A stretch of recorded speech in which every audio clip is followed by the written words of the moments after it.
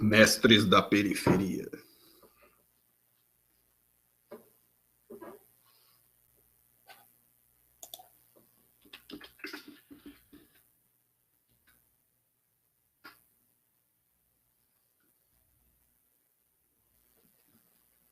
Fala aí, galera. Boa noite, boa noite, boa noite. Está começando mais um Mestres da Periferia. Para você que está chegando agora, que não sabe qual que é a ideia aqui do Mestres da Periferia, deixa eu explicar para você.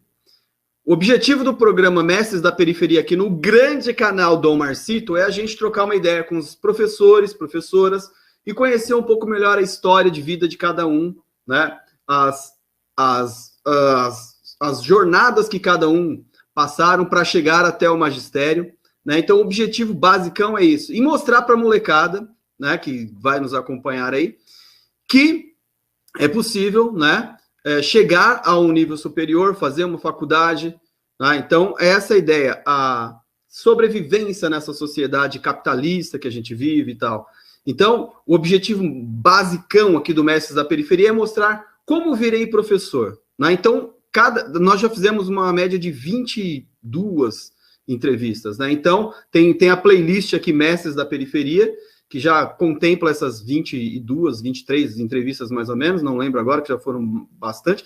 Quem está chegando agora, dá uma boa noite aí nos comentários para a gente saber quem que é, tá? Que eu já vou apresentar aqui a nossa convidada de hoje, tá? E antes de mais nada, eu queria agradecer a vocês que estão chegando agora, né? E agradecer o tempo de vocês, né? Que vocês vão passar com a gente aqui um tempinho, trocando uma ideia, aprendendo um pouco com a experiência do outro, né? E ampliando a nossa rede de amizades aqui. Então, vamos receber. E aí, Jair está chegando aí. Tá? Então, vamos conversar um pouquinho com a nossa amiga Osana Bastos, do Rio de Janeiro. E aí, Osana, tudo bem? Tudo bom? Boa noite, Márcio. Boa noite todo mundo que está aí na nossa live do Rio de Janeiro, mas bem paulista, né? Já tá ficando aí. Já tô vendo mudança nesse sotaque aí já. Temos. Eu sou a carioca mais paulista que você pode conhecer. Olha aqui, a Nádia tá aí. A Elci, colega nossa professora, o Jair também, ó, só professora. Legal. Aí, galera, aí para trocar umas ideias aí.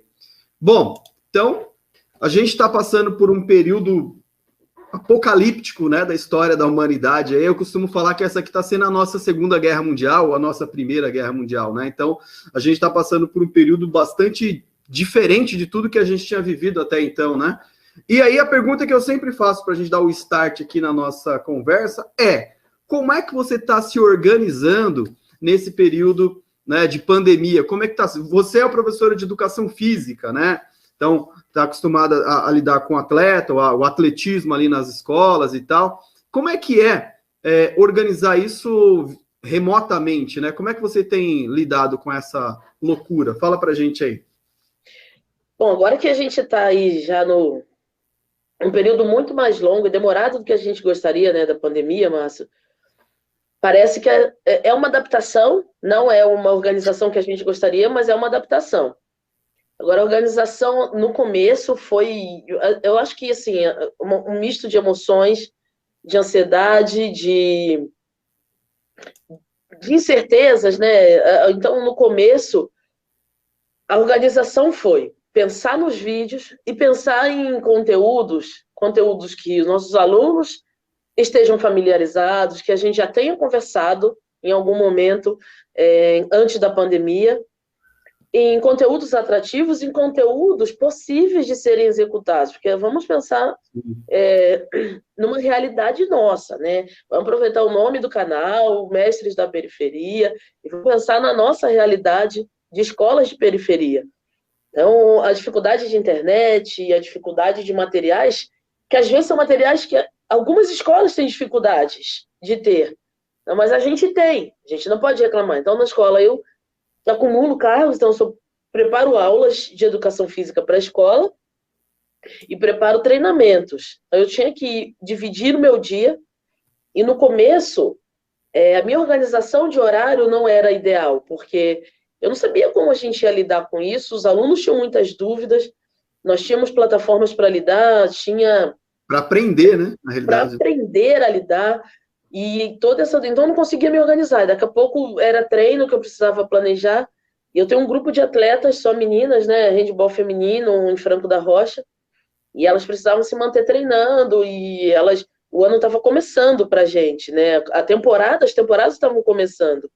Eu tinha que montar um treino que elas conseguissem fazer e eu corrigir. E, ao mesmo tempo, eu tinha que montar aulas em que eu pensava nos alunos que a gente tem e nos conteúdos que eles conseguissem fazer em casa, com o próprio corpo ou com materiais que a gente tem certeza que os alunos têm em casa e que superar todos os problemas de internet, todos os problemas de logística, todos os problemas que estavam vindo. Com tudo isso, a gente pensava, em março, nós saímos de quarentena, nós pensávamos, vamos 2 meses estar aí nessa rotina. As coisas foram se alongando. Nós somos um país que nós estamos testando pouco, estamos fazendo uma quarentena desde o começo, que não foi uma quarentena correta, né? Então, sempre teve gente na rua, sempre tiveram espaços sendo compartilhados, tem aglomerações até agora, então as coisas foram prolongando e a gente está na mesma rotina de gravar vídeos, antes da gravação, de pensar no conteúdo, montar a aula, gravar o vídeo, comunicar bem com os alunos, editar o vídeo, lançar o vídeo e receber as devolutivas. Então, essa está sendo a rotina. Nós estávamos conversando aqui antes, né, do vídeo entrar, aí você falou uma coisa que me chamou a atenção, que é justamente nesse sentido, né? Falou assim, editar vídeo, né, e ver e montar a aula, né? Então, pô, olha só, são conhecimentos assim totalmente que não conversam um com o outro assim no mundo normal, né? Vamos dizer assim. O professor tem que pensar em editar um vídeo. Então, como você é professor de educação física, né? E aí você tem essa questão do espaço, né? Também de mexer o corpo lá e tal, dos movimentos, né? E aí eu fiquei imaginando, pô, que louco isso, né? O professor tem que aprender a editar, de uma hora para outra, tem que aprender a editar vídeo para conseguir colocar suas aulas para funcionar, né? Ó, a Ana Paula chegou aqui, a nossa amiguinha. Boa noite, Ana Paula. E aí você falou que você está editando os vídeos e está colocando no canal no YouTube para os alunos poderem ter acesso, né? O meu canal, Osana Bastos. Porque, assim, às vezes os alunos, se estiverem vendo pelo celular, eles não têm um pacote de dados para baixar o vídeo, né? Então, assistir pelo YouTube foi uma forma que eu acabei achando que daria mais acesso. E um detalhe, Márcio, que assim, para a gente, não que a educação física seja a grande disciplina diferenciada, mas tem o diferencial do trabalho físico, da cultura do movimento corporal, dos exercícios físicos. Muitas das vezes na escola, nós preparamos aulas, as minhas aulas são 70% práticas, 30% teóricas. Então, na maioria das vezes, a gente sabe que as correções vão ser na escola, de ombro, cotovelo. Eu joguei seu vídeo aqui para a gente ver o seu canal, tá? Tá, legal. Vou play aqui. Legal. Pode falar. Osana com H, Osana Bastos. Não, já eu tá aí. Coloco meus conteúdos no meu canal, explico as aulas, falo sobre as aulas, falo sobre a dinâmica, sobre a execução, sobre o objetivo da aula, sobre materiais que podem ser adaptados, sobre o espaço que pode ser utilizado, que é para a gente tentar vencer as dificuldades que os nossos alunos têm, né? Então, esse diferencial que eu estava falando é que a gente consegue ali estar diretamente com os alunos. A gente consegue estar na escola corrigindo, falando, com aquela energia, com as corridas, com os exercícios, movimentos diversos. E isso é a grande perda, né? Para a gente da educação física, é a grande perda, a grande tristeza, mas, nossa, vai passar. Vai, tem que passar. E aí você está explicando Mancala, né? E eu queria que você contasse, né, que Mancala não é uma prática muito antiga para você, né?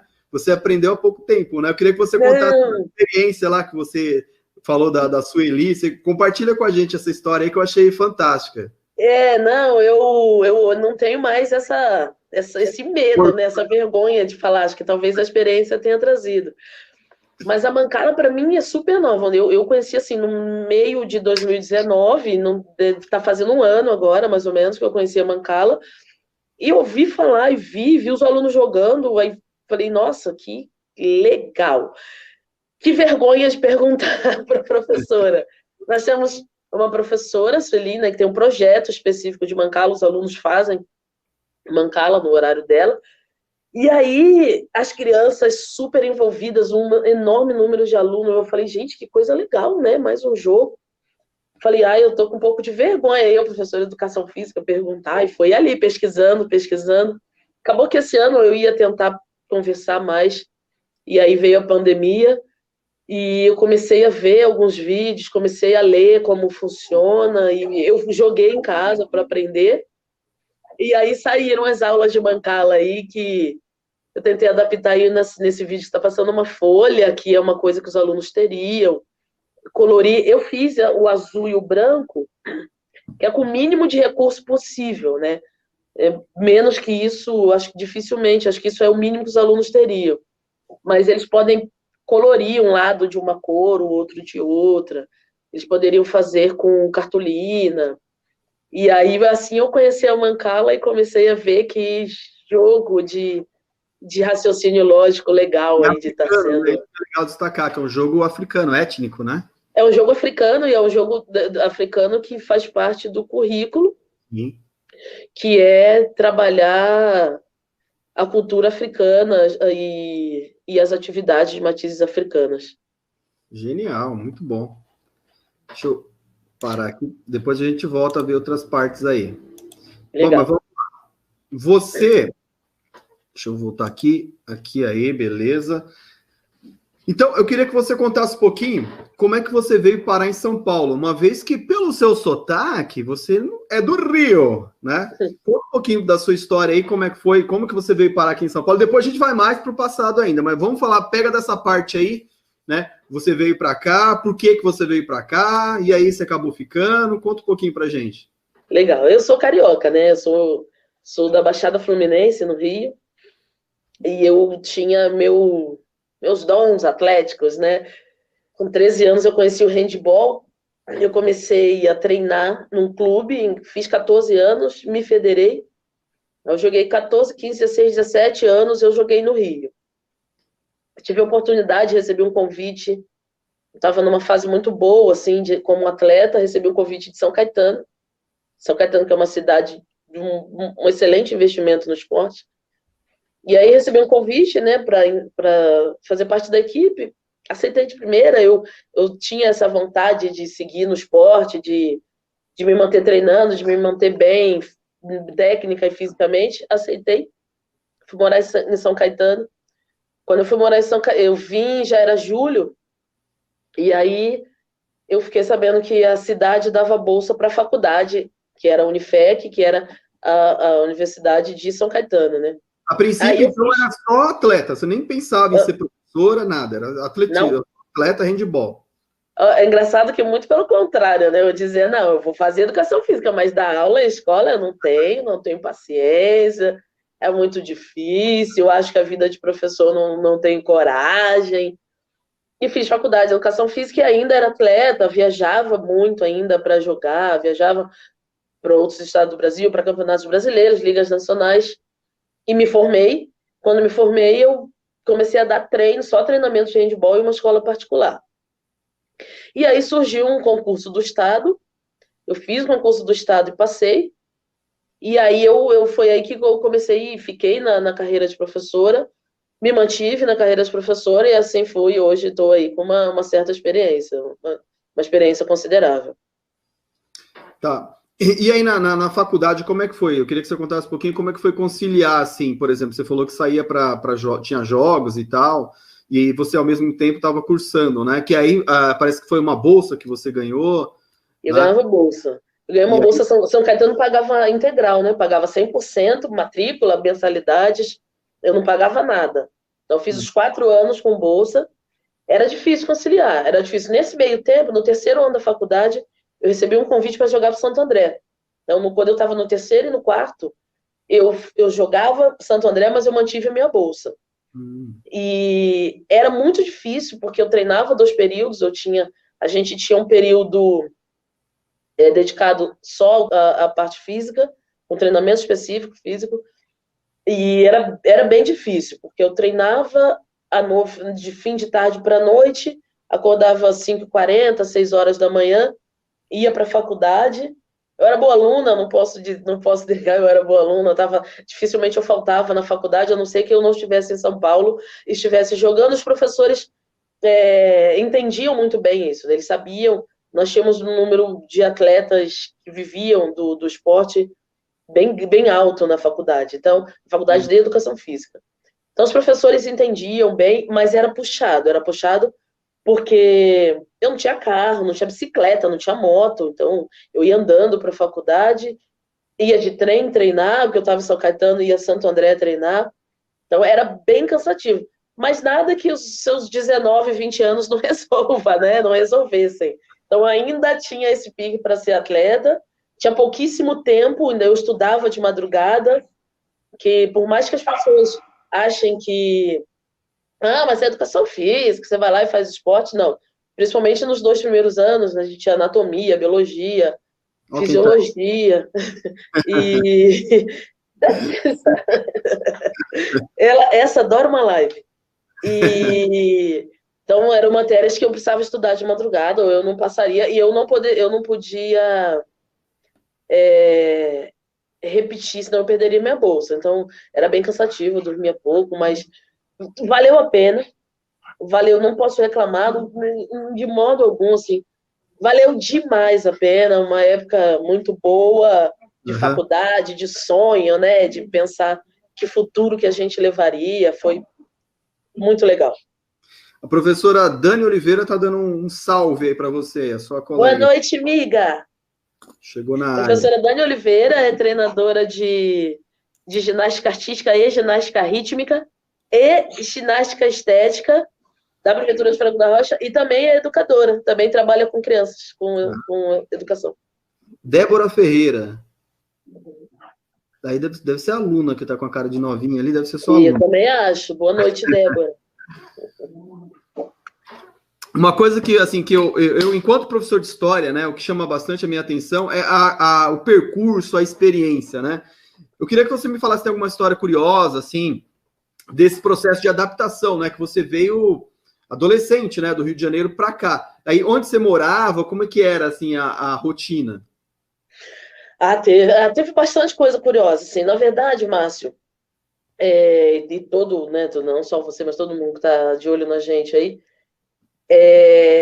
quando a gente se propõe a sair com essa idade, eu tenho alunos que hoje não estão mais com a gente, porque se formaram, mas eu tenho alunos que eu converso com eles e falo sobre isso, que estão com a idade que eu saí de casa.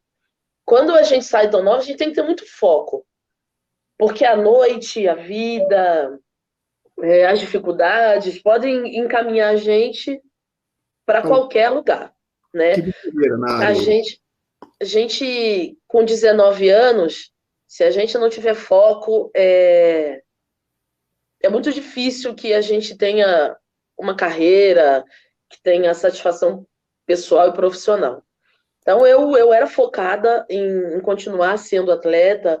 O handball me deu tudo que eu tenho, né? Eu ter sido atleta de handball me deu a minha profissão, me deu os amigos que eu tenho. Então, assim, eu sabia que isso eu queria manter. Mas eu saía, eu parei numa pousada que eu não conhecia em São Caetano antes de ter o primeiro contato com o meu treinador, que é quem, né, me manteve no ABC, me manteve em São Paulo. Aí numa pousada que eu não tinha grana para pagar, que, sabe? Não tinha. Eu só sabia, eu só tinha vontade. Eu só sabia que sabia onde eu queria chegar. E isso me moveu adiante sempre. Então, eu segurei firme, dias de fome, dias seguidos que eu não tinha nada para comer, ia atrás de emprego. Aí eu tive esse primeiro encontro com o meu treinador. Na época, hoje, né, normalmente as cidades que mantêm atletas de fora tem casas, apartamentos. Na época, São Caetano não tinha para o handball. Aí eu morei na casa dele E aí morei, ele tinha a esposa, mais 3 filhos bem pequenos, eram 3, 5 e 7. Então, assim, a gente virou aquela bagunça de família. Para mim, ter saído da pousada, uma pousada que eu não podia pagar, não passar mais fome, ser atleta de São Caetano, que era uma coisa muito interessante, né? Foi muito legal, além do que uma família muito amiga que eu ganhei, né? Uhum. Então, essa fase era uma fase de perseverança, era uma fase assim, são testes da vida. Então, foi sair do Rio de Janeiro, de uma cidade quente, muito quente, principalmente a Baixada Fluminense, parar no ABC em julho, no inverno, sentir muito frio, sentir passar fome, eram testes de saber, eu sabia onde eu queria chegar. Então, essas foram as coisas que eu passaria de novo, porque me tornaram a pessoa que eu sou. Mas foram as coisas assim de começo que foram as mais diferentes, mais puxadas. É bem curioso, né? Assim, você vir. Então, não tinha tipo uma bolsa, um auxílio para te manter. Então, eles davam uma bolsa para você ir para a faculdade lá, que era 100%, como você falou. E aí a moradia não existia, então você vinha para cá, tinha que se virar, como que era? Eu tinha uma a moradia não existia, mas eu recebia R$ 300 por mês. Então tá. tinha essa ajuda, né, que era uma ajuda para o atleta. Eu recebia R$ 300 por mês, mas a moradia, por ser metade da temporada, não tinha nada montado para a equipe de handball. Deixa eu te falar uma curiosidade. Tinha diferença que, assim, no ABC também o vôlei é muito forte lá também, né? Os times de vôlei e tal, acho que boa parte da base da seleção brasileira, tanto masculina quanto feminina, vem de times dessa região. Tem alguma diferença no tratamento do atleta de vôlei para o atleta de handball? Ou pelo menos na sua época, você conseguia perceber alguma coisa? Tem bastante. Quando eu jogava em São Caetano, a equipe de São Caetano era o Colgate São Caetano, a feminina. Era o masculino, era AD São Caetano, se eu não me lembro, mas o Colgate São Caetano feminino, nossa, a diferença, nós éramos apenas uma equipe de handball e elas eram, né, tudo para elas. Elas, assim, tinham patrocínio da Colgate, nós não tínhamos patrocínio. Elas tinham patrocínio da Colgate, mas dentro do departamento, dentro da Secretaria de Esporte de São Caetano, tinha uma diferença no tratamento, na receptividade dentro do alojamento. Assim, a gente, para o handball, a gente estava numa cidade que tinha uma boa estrutura, mas comparando a modalidade de handball e comparando o vôlei, era gritante a diferença de tratamento. Na época, o atletismo de São Caetano era a base da seleção brasileira, que ia para mundiais e Olimpíadas. E aí o atletismo também tinha grandes estrelas, também tinha essa diferença, atletas que pediam para ficar em hotel nas viagens. A gente tem uma competição que chama Jogos Regionais e Abertos, onde toda a delegação fica alojada no mesmo lugar, normalmente é uma escola. E a delegação de São Caetano era e normalmente é a primeira a escolher o lugar onde fica, porque as equipes, a delegação que é melhor classificada no ano anterior, sempre escolhe para estar melhor localizado. São Caetano era a hegemonia em jogos abertos, ganhava quase todas as medalhas, né? Em todas as modalidades tinha medalha. Mas essas estrelas, né, do atletismo, vôlei e tal, tinham um tratamento muito melhor do que a gente recebia, com toda certeza. Certo. Interessante, né? Olha lá o que a professora Dani Oliveira escreveu aqui. O esporte é um aliado muito forte para a vida de um jovem. Osana é um grande exemplo de vencer pelo esporte e hoje abre a casa dela para meninas que buscam esporte. É uma guerreira e inspiração. Olha lá! Tá virando um arquivo confidencial! Bom, eu queria agora, né, que você falasse um pouquinho Vamos voltar para o Rio de Janeiro agora. Vamos voltar para os primeiros 17 anos. Como é que foram os primeiros 17 anos lá no Rio de Janeiro, lá na Baixada? Como que era a sua família? Eu sei que você tem irmãos, né? Fala um pouquinho para a gente como que era. Eu sou caçula de 5 e entre mim e meu irmão mais velho tem uma diferença aí de 13 anos. Boa noite, Gil. Gil tá aí. Ó, o Kibe aqui também, ó. Hoje Abre a Casa desde 2002, desde 2002. Tá dando suporte aí, que legal. E aí eu sou entre mim e meu irmão mais velho tem essa diferença. Então, assim, ele já estava casando, eu estava entrando no ensino médio, né? E aí eu era muito estudiosa, porque onde eu morava, Márcio, era uma região de bastante violência. Eu convivi muito com a violência. Eu convivi com a violência assim na minha porta, né? Eu convivi com a violência real do Rio de Janeiro, eu convivi com, com situações de pessoas que faziam parte da minha infância.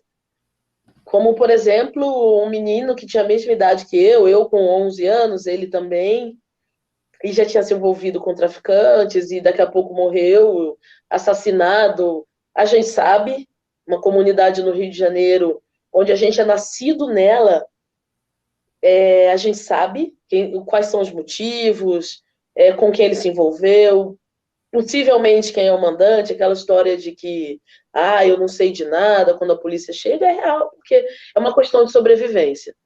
E quando eu via essas questões de sobrevivência, eu sendo caçula, eu tendo meus irmãos como espelho, porque nós somos 5, hoje nós somos 5 funcionários públicos.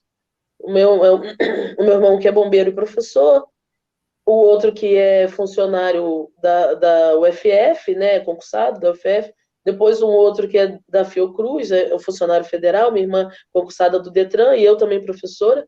Então tinha aí, né, que um parâmetro, talvez até uma responsabilidade de me manter num caminho correto. Mas eu já tinha tinos de atleta, né? Acho que a pessoa quando nasce para atleta, ela é um pouquinho mais na dela, querendo saber onde vai dar, mas mesmo assim com 6, 7, 8, 9, 10 anos de idade, a gente sabia que ouvia tiros, que as coisas que aconteciam ao nosso redor, assassinatos, violência, tráfico. E aí eu pensava, quando eu entrei na minha adolescência, que eu não queria aquilo para mim, né? Nós tínhamos uma estrutura, eu não sei se eu diria pública, né? Assim, do que a prefeitura de São João de Meriti, o governo do estado do Rio, fornecia para a população, eu acho que não dá nem para qualificar. Assim, nós não tínhamos nada, uma educação muito precária, e eu foi uma menina que eu corri atrás da minha bolsa em escola particular, eu estudei em escola particular, que eu fui lá, bati na porta do diretor e falei, olha, eu quero estudar e eu quero ser alguém. Então... E essa escola particular ficava no bairro ali, como é que era? Era longe? Ficava em Belfor Roxo, é como de Perus para Caieiras, por exemplo. Ah, tá. Eu morava em Colhe da Rocha, né, que é São João de Meriti, e a minha escola ficava em Belfor Roxo. Então era uma estação de trem, e muitas das vezes eu não tinha o dinheiro da passagem do trem, eu ia andando, eu andava 50 minutos. Então, para uma menina no Rio de Janeiro, era algo perigoso, mas são coisas que a gente precisa encarar quando a gente quer chegar em algum lugar. Então, eu fui lá, falei para o diretor e consegui a minha bolsa e me formei no ensino médio na escola particular. Mas essas coisas são coisas que um carioca da Baixada Fluminense, de uma comunidade como era a minha, que chama Pombal, em São João de Meriti, são coisas que o carioca convive. Talvez a evolução natural tenha melhorado a comunidade, mas não que o governo do estado faça alguma coisa, não que a prefeitura de São João de Meriti tenha pensado em evolução. Mesmo porque muitas pessoas que estão gerindo as cidades no Rio estão de mãos atadas por comandos de tráfico, por organizações, enfim, são coisas que a gente sabe que acontecem. Mas essa foi a minha infância, estudava, eu pouco ficava na rua, brinquei muito na rua enquanto criança com as pessoas que minha mãe deixava. Minha mãe sabia quem era quem. Mas estudei muito, brincava na rua, era uma infância de muita brincadeira, muito diferente de hoje, muitas brincadeiras. A gente criava muitas brincadeiras, né? Talvez aí o grande dom de ser professora de educação física, mas a minha geração era uma geração que ia para a rua, riscava chão, brincava de queimada, brincava de rouba-bandeira, de um monte de brincadeiras, mas a gente tinha que saber onde pisava. Então eu estudava bastante, era uma criança que foi muito forçada a amadurecer pela realidade em que eu vivia. Então, quando a gente hoje lida com crianças e adolescentes, a gente tem que estar sempre mostrando isso. Olha, vamos lá, não é porque você está aí, não é por causa da comunidade, não é ficar reclamando, não. Vamos lá e dar condições, perspectivas, porque eu acho que é o que a gente pode deixar como educador. Certo. Você tem alguma. Você entrou na escola particular aí com quantos anos? Eu queria.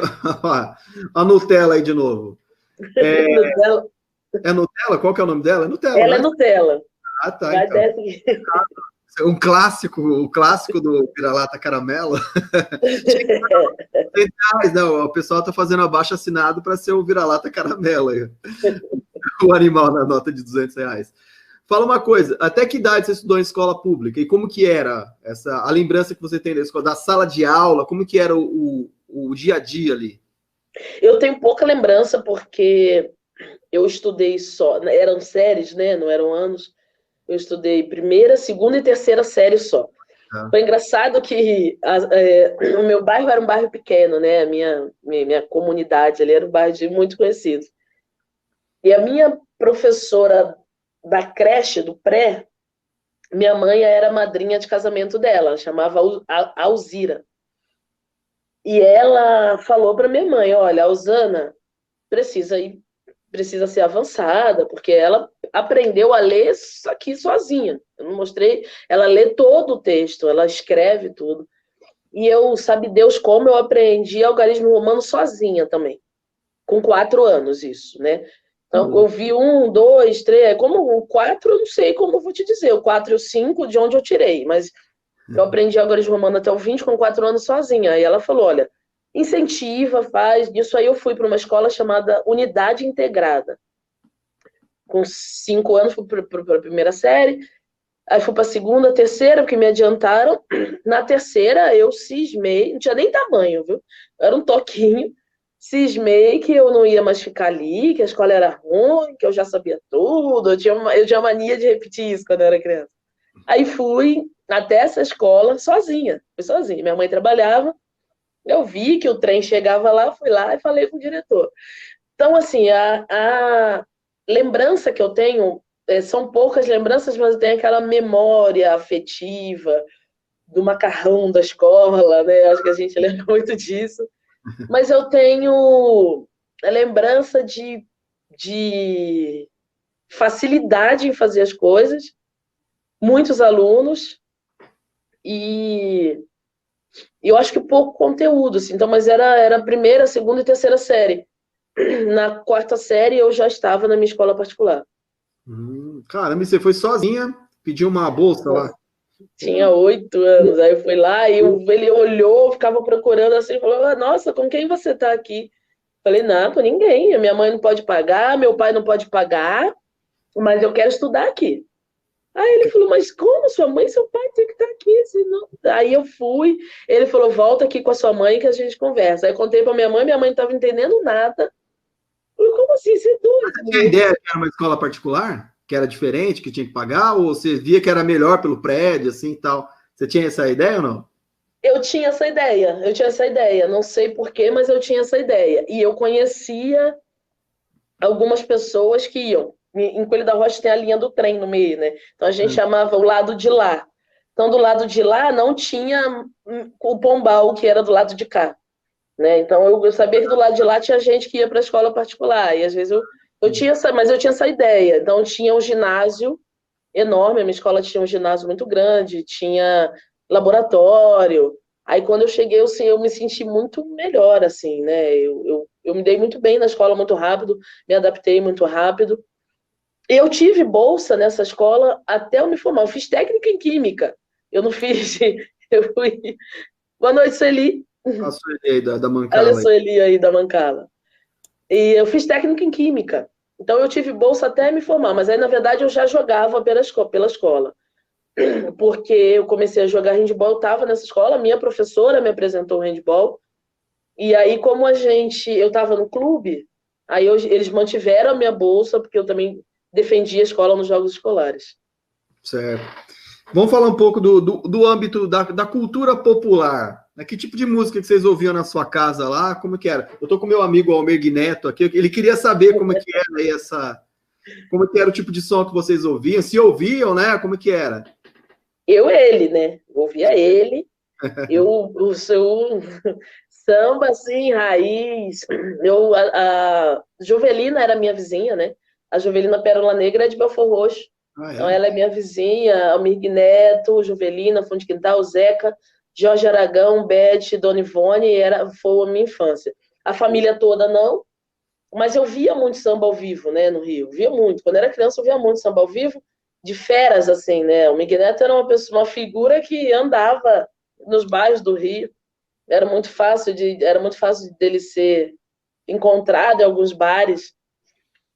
Mas a minha família ouvia muito MPB, como Fagner, Belchior, que eu adoro também. Então, as músicas que eu ouvia eram samba, raiz e muito MPB nessa linha de Fagner, Belchior, Zé Ramalho, Zé Geraldo. Zé Geraldo ouvia lá também? Porra. Também. Principalmente meus 2 irmãos mais velhos. Olha só, aí sim, hein? Só clássico, só clássico. E você pegou essa transição, assim, do pessoal... Hoje em dia, né? Ainda, a gente sabe que existe ainda a questão do samba, a raiz lá, tem a questão até das escolas de samba no Rio de Janeiro e tal, mas nas periferias houve uma transição aí para o funk, né? Você pegou essa transição aí, como é que era, assim, para quem morava lá? Peguei. Na verdade, era muito diferente do funk que é hoje. Mas no começo do funk, quando eu ia em baile, tinha um clube chamado Apolo. Esse Apolo era dentro do Pombal, né? No Pombal, né? Esse começo, o funk era meio gangue, assim, né? Era meio... Era mais pra dançar mesmo, né? Tinha a galera com roupa igual, essa parada assim. Era uma representatividade, assim, esse é o nosso funk. Era uma coisa engraçada que tinha na época, assim, o Apolo era um clube que não era muito grande, mas sempre tinha baile funk. Domingo era o dia do baile funk, que a gente fazia, né, todos os pedidos para as mães para liberar, mas nós íamos em um grande grupo. Então tinha aquele momento do Pombal, tinha aquele momento do outro morro, e tinha um respeito. Se o Pombal ia cantar o funk dele, dançar, ninguém abria a boca, né? Então eu acompanhei essa época assim de charme, funk, eu acompanhei o surgimento de Claudinho Bochecha, sim, de nomes assim, que era uma forma de liberdade. Né? A criança, o adolescente de uma comunidade era um momento que o funk era uma liberdade de expressão. Por qualquer crítica que o funk receba, e eu tento levar isso para meus alunos, a gente tem que entender que o funk representa uma geração. O funk representa uma comunidade. Então, isso para mim foi o que eu aproveitei, assim, muito baile funk. Ia de domingo quando minha mãe deixava e quando eu não tinha jogo. Então, eu ia no baile funk porque todos os meus amigos do bairro de infância estavam lá e aí dançava e a galera dançava muito, assim, de dançar em grupo. Era muito divertido. Exatamente. Trenzinho, né? Tinha muito trenzinho de funk, tipo, desafio das comunidades. Tinha muito trenzinho de funk. Ah, que legal. E o rap, entrava também ou não? Ou era mais dançante mesmo? Era uma coisa mais dançante, né? Era tipo, mais dançante. Racionais, você tinha noção de que existia Racionais? Ou... Não. Nada a ver. Só conheci Racionais quando eu vim para São Paulo. Ah, é? Só. Caramba. Não tinha, não conhecia. Louco. O MV Bill também, né? O MV Bill veio até depois, né? Embora ele seja do Rio de Janeiro, ele faz um som parecido, assim, né? Mas veio depois, né? Eu também conheci o Bill, já morava em São Paulo. Ah, interessante. Bom, agora vamos vir para São Paulo de novo, né? Agora eu gosto sempre daquela transição, assim, né? Então, por exemplo, você estava ali enquanto atleta, fazendo faculdade, e aí, de repente, eu quero entender como é que você foi parar na sala de aula e como é que foi essa experiência da primeira vez ali que deu aula, tal, para uma turma? Como é que foi? Teve um frio na barriga ou fluiu normalmente? Fala para a gente como é que foi essa experiência. Ah, não, foi bem difícil. Né? Difícil, meio frustrante. Eu sempre falo também, antes de você falar rapidinho, eu sempre falo que eu nunca quis ser professor de história. Tanto que onde tinha exposição, precisando de monitor, eu ia dar um jeito de ser monitor de exposição, porque eu fugia ao máximo de sala de aula, né? E aí você falou aí também, que falou, não, eu não quero saber de sala de aula, eu quero ser atleta lá e tal. Aí eu me vi um pouco na sua história aí também, mas desculpa, pode retomar. Não, imagina. Você sabe que eu acho que às vezes parece que o destino faz algumas coisas pela gente que a gente não faria, né? Eu tinha certeza que eu faria faculdade de História também. Eu tive um professor de História, assim, que, cara, eu adoraria encontrar ele, João Carlos. Parece que ele abriu e me mostrou quem eu era. Assim, eu estudar História no ensino médio, que era segundo grau, né, na época, era eu me conhecer, era eu me ver, era eu compreender todo esse processo. Aí eu falei, vou estudar História, com toda certeza. Meu irmão mais velho é professor de História. Aí eu falei, vou estudar História, tinha essa certeza. Antes de vir para São Paulo. Aí vim e antes da bolsa eu pensava nisso. Quando eu tiver dinheiro, eu vou fazer faculdade de História. Quando eu ganhei a bolsa, eu pensei, vou fazer fisioterapia. Não vou fazer faculdade de Educação Física, isso não passava pela minha cabeça. Aí eles falaram para mim, esse ano você só pode fazer Educação Física. Aí eu fiz. Quando eu estava no terceiro ano, o Estado, na época, tinha aulas que você podia pegar em caráter excepcional. Pô, se não tinha professor para uma disciplina, tinha outro que tivesse licenciatura, poderia. E eu não era nem formada. Eu peguei uma turma de ciclo, na época acho que era ciclo B, era alguma coisa assim, que era o terceiro ano de hoje.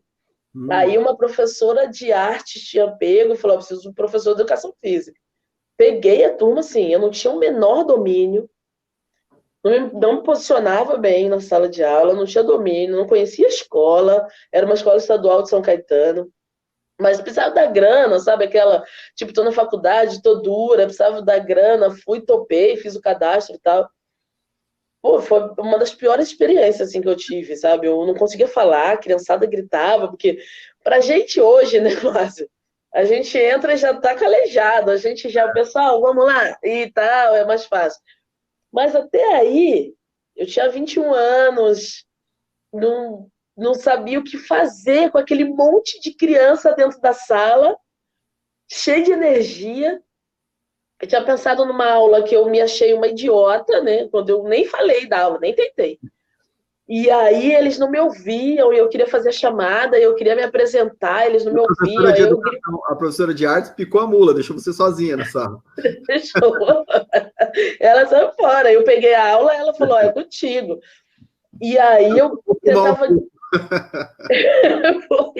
Aí eu tentava gritar mais que eles, e eu não conseguia, né? Porque era um monte de criança gritando. Aí eu falei, vamos pra quadra, assim, tipo, desisti, não quero fazer chamada. Vamos pra quadra. Do caminho da sala até a quadra aconteceu de tudo, de tudo. Aí eu não conseguia colocar ele sentado, tentava pegar pelo braço, assim, tudo errado. Fiz tudo errado. Quando eu consegui dar aula, o menino se pendurou na trave do gol. Aí quando ele pulou, ele foi apoiar no chão, que ele foi apoiar no chão, deu fratura exposta no rádio dele. No osso. No primeiro dia. No primeiro dia. Primeiro dia. Nossa Senhora. A criançada gritava porque o osso, né, perfurou, o sangue jorrava. A criançada gritava. Saíram correndo para chamar a diretora, sem eu nem... Não tinha o menor controle. Enfim, saí do hospital até a mãe dele chegar. Das 8 horas da noite eu estava no hospital. A mãe dele chegou, aí eu falei, agora tô ferrada, né? A mãe dele falou, não liga que ele é terrível, isso já se quebrou. Aí, ufa, menos mal. Não voltei no outro dia, claro. Não apareci mais na escola. Falei, ó, fui na D lá de São Caetano, falei, olha, não quero, aí desisti, terminei a faculdade. Quando eu peguei uma escola particular, eu só dava treino. Então eu tinha um grupo muito reduzido. Aí eu dava treino de handball. Essa escola era em São Caetano. Aí eu tive um resultado legal, eu tinha umas atletas legais. o singular de Santo André me chamou. E aí eu também tinha um grupo muito bom para dar treino, mas eram meninos mais velhos, era muito fácil dar treino, era muito fácil trabalhar. E nisso alguém falou de novo essa história, isso aí tinha passado 5 anos já, para eu pegar algumas aulas, se eu quisesse. Aí eu falei, vamos lá, que eu tinha poucas aulas no singular, eu tinha, tipo, ia 3 vezes na semana por 2 horas. Aí fui, peguei as aulas disso aí, eu falei, agora eu vou montar a minha estratégia para dar aula, esse pessoal vai me ouvir, mas eu peguei o ensino médio. Tá. E aí eu lidava muito bem com o ensino médio, eu lidava muito bem. Era aula fora do horário, dentro do horário? Não, era de manhã, eles estudavam de manhã e a minha aula era de manhã. Entendi. E aí eu lidei muito bem, assim, eu tinha a mesma língua, isso aí era em São Bernardo, essa escola era em São Bernardo, numa comunidade muito parecida com a minha. Eu lembro que eu tinha um primeiro F, eu tenho alunos hoje, esses alunos meus hoje são pais, né, tão enormes, mas eles me têm no Face, a gente conversa. E aí eu lembro que eu tinha um primeiro F, que era a classe que ninguém queria pegar, alguns meninos envolvidos com movimento e tal. E aí eu falei para eles que eles só teriam aula teórica. Enquanto a gente não estivesse no caminho, ia ser só aula teórica. E aí consegui tocar muito bem esse primeiro F. Assim, eles me ajudaram a consertar quadra, me ajudaram a consertar material que não tinha. Eles me ajudaram a deixar as aulas acontecerem, sabe? E aí eu me senti muito mais confortável e fiquei aí mais uns 5 ou 6 anos só com o ensino médio. Mas já tinha estratégias, já montava aulas melhores, assim, aí foi acontecendo, aí deu certo. Foi surtindo efeito, né? Foi, eram aulas muito legais, E como é que você veio parar na nossa região aqui? Por Franco da Rocha, né? Porque eu passei no concurso para treinadora de Franco da Rocha. Porque trabalhar com esporte é muito legal. Desenvolver um trabalho no esporte, trabalhar com base, com meninas, eu sinto meio que uma vontade de retribuir tudo isso que eu contei até agora.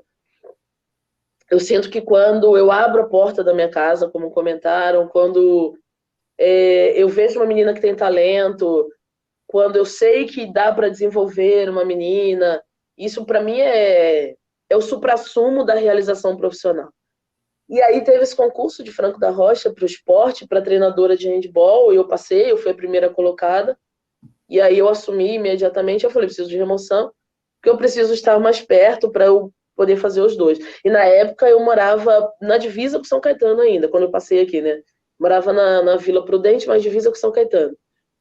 E aí eu vim para a região por conta do treinamento em Franco da Rocha. Legal. E aí você está no Cândido Portinari há o quê? Desde o ano passado ou não? 19, né? Parece que está mais tempo, né? É louco isso. Né? Mais fácil adaptar hoje, né? Mas hoje em dia é mais fácil adaptar. Sim. O problema é quando você é muito jovem, né? Então você chega...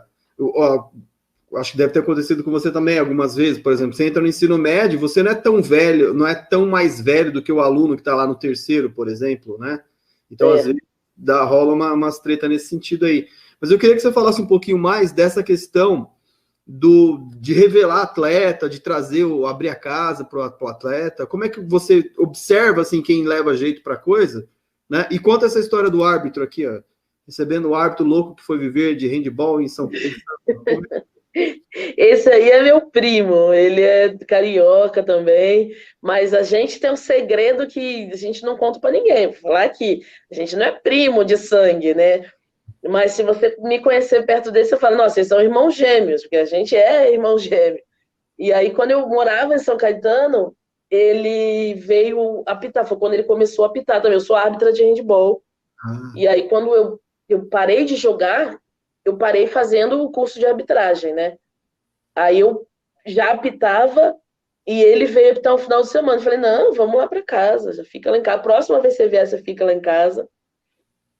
E aí ele veio e ficou, e depois para ele morar em São Paulo e correr atrás das coisas dele, ele morou um tempo na minha casa. Acho que a gente morou uns 3 meses juntos, aí ele ficou na minha casa, e aí a gente percebeu que as nossas mães se desencontraram em algum momento aí, que a gente é muito igual, a gente é muito parecido. E aí todo mundo fala, vocês são primos. Naquela época todo mundo fala, vocês são primos? A gente, sim. Somos. E aí a gente ficou sendo primo até hoje. E as meninas, a gente tem um olho clean, um olhar diferenciado, né? Para meninas que levam jeito. O braço, o cotovelo alto, a gente tem esse olhar técnico. E eu estou numa região que eu gostaria que o handball se desenvolvesse mais, né? Eu estou em Franco da Rocha, mas eu luto contra grandes, né? Então, a gente está numa liga do estado, numa liga de handball do estado, que tem que bater de frente com Sorocaba, com Campinas. Então, Jundiaí eu preciso... também ou não? Jundiaí tem excelente equipe, né? Jundiaí é o forte aqui da região. Jundiaí está sempre muito bem. Você, só para eu entender, em São Caetano tem iniciativa privada que dá grana para esses times, né? Tanto que o time chamava Colgate e tal, né? Aqui na nossa região, são as prefeituras que bancam? É isso? É o poder público? Ou Depende da equipe. Aqui em Franco é a prefeitura. O que eu tenho é a prefeitura que dá. A prefeitura paga as inscrições de campeonatos, ônibus, lanche, me dá o ginásio, material, tudo. Porém, as meninas precisam de dinheiro. Por exemplo, eu tenho menina do Cândido que eu vejo que leva jeito. Falo, vamos jogar comigo, vamos treinar, mas aí ela vai falando, não tem dinheiro do trem, não tem dinheiro da passagem. Então, essas coisas fazem a diferença de um time para outro. Porque tem time que fala, eu posso te dar isso para você ter de passagem, mais R$ 200 para você estar tranquila. Então, faz o pai estar do nosso lado, faz o pai falar, olha, a minha filha tem o dinheirinho dela para jogar, minha filha, a professora, a equipe paga a passagem e tal. Isso eu não tenho em Franco da Rocha. E algumas equipes têm. Algumas equipes que eu tenho que enfrentar. Então, o Sorocaba tem patrocínio. Jundiaí tem o patrocínio. Jundiaí tem o patrocínio da Coca-Cola, que faz toda a diferença. Jundiaí, por exemplo, tem a situação da casa. Jundiaí tem 2 casas para atletas de fora, né? Que são como se chama de república. Então, eles dão uma estrutura que ele faz seletivo e traz meninas de nível muito bom. Eu preciso ver as meninas da região, estou começando um trabalho, eu estou no 3º ano, né? Entrei aqui em 2018, então do 18, 19, e estou no 3º ano agora, que para a gente é praticamente perdido, né? No esporte desse ano é praticamente perdido. Então, eu preciso detectar a menina e ter condições de manter a menina treinando. Então, muitas das vezes, a menina é de longe. Aí eu dou treino sexta e sábado, ela não tem como ir embora, ou ela não tem dinheiro da passagem. Elas dormem na minha casa. Meninas que estão, assim, principalmente as mais velhas, que o meu time de competição mais forte é até 20 anos. Então, as minhas meninas que têm 18, 19, 20, depois que os pais já me conhecem e tal, eles avisam pro pai, eu vou dormir na casa da minha treinadora. Tem sexta-feira e sábado que a minha casa, às vezes, tem 7 ou 8 meninas dormindo. Então, eu tenho que abrir, porque, por exemplo, eu tenho uma atleta minha que é de São Caetano. Ela pediu para vir, pediu para conversar comigo, fez um treino para a gente se conhecer e muito boa jogadora. Então, ela pega o trem, vem em São Caetano, desce na estação de Franco e treina comigo. Então, é uma menina que no final de semana precisa estar aqui dormindo. Então, eu tenho que fazer o que eu preciso fazer. Então, eu faço com o maior gosto, seguro a minha equipe aqui na mão, que eu não tenho incentivo, não tenho patrocínio e não tenho coisas que eu gostaria de ter para dar uma condição melhor de treinamento para essas meninas. Nossa, que legal, hein? Pô, parabéns, viu, pela iniciativa aí. Assim, é importante, né? É aquela coisa mesmo, né? De ampliar a rede mesmo, né? De fazer... Fizeram por você e você está fazendo de volta, né? Pô, Exatamente. Bacana. Me fala uma coisa, depois desse, por exemplo, essa atleta que vem de São Caetano aí e tal, que tá jogando, para ela chegar a ser profissional, qual que é o caminho que ela faz? Ela tá jogando no time de Franco da Rocha com você, por exemplo, né? E aí, qual que é o próximo passo para ela, sei lá, ir para a seleção brasileira? Como é que funciona isso? Esses passos são passos, por um lado político, por outro lado de competência do atleta.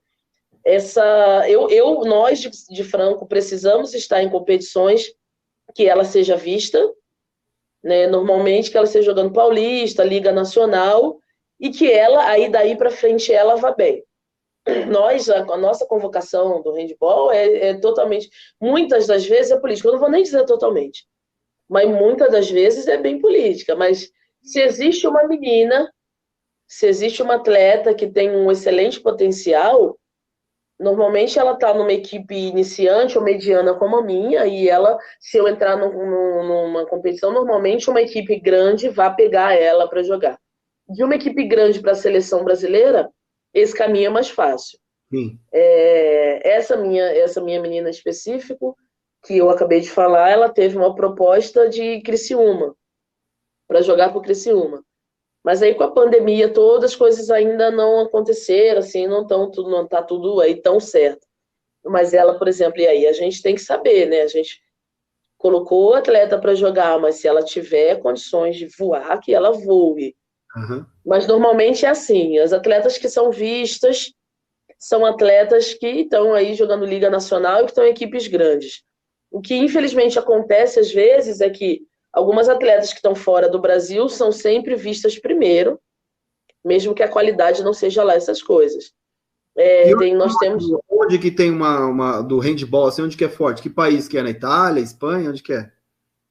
O norte da Europa costuma ser muito forte, mas fora da Europa, o Brasil teve aí o título mundial em 2013 e depois disso uma confederação envolvida em corrupção, uma confederação que não manteve o título. Mas a Europa, no feminino, a gente tem uma boa hegemonia Noruega e Rússia. No masculino, nós temos aí França. O masculino é bem nivelado, mas o último campeão olímpico é a França. Nós temos aí França, Alemanha, figurando aí entre os melhores. Que legal. Pô, bacana. Ó, eu queria agradecer demais o seu tempo.